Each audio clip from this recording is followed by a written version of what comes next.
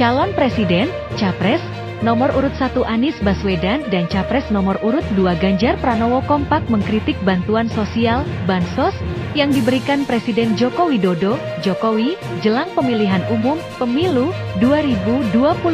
Kritik disampaikan keduanya dalam debat pamungkas Capres di Jakarta Convention Center, JSC, Minggu malam, 4 Februari 2024.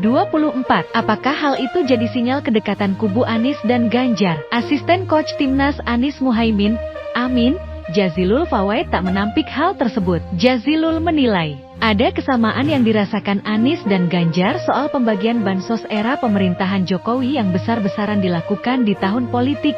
Setidaknya itu hal yang dirasakan bersama antara Pak Ganjar dan Pak Anies. Menurut saya itu, soal bansos itu.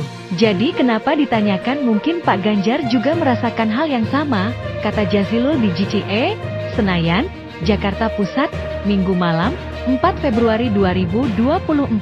Pak Anies juga merasakan hal yang sama, sehingga jawaban Pak Anies cukup memuaskan.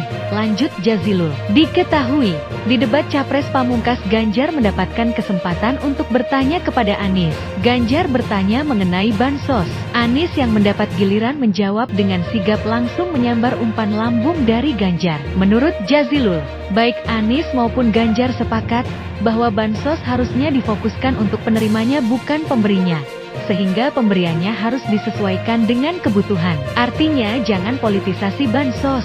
Jangan bansos dicap oleh kepentingan tertentu karena itu uang APBN, karena itu uang rakyat, ucap Jazilul. Meski begitu, Waketum PKB ini belum mau berkomentar banyak terkait peluang koalisi antara kubu 1 dan 2. Kalau soal koalisi nanti, tapi yang jelas pasangan 01 dan 03 tidak menikmati pembagian bansos, ujar dia.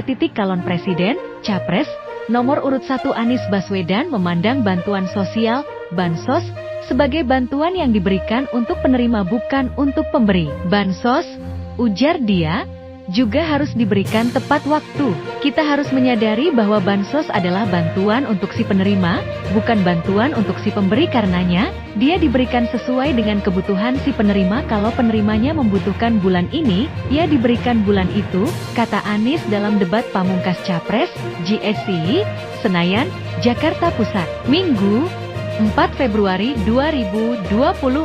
Kalau dibutuhkannya 3 bulan lagi, ya, 3 bulan lagi, jangan dirapel semuanya, dijadikan sesuai kebutuhan. Itulah yang disebut sebagai bansos tanpa pamrih, sambung Anies.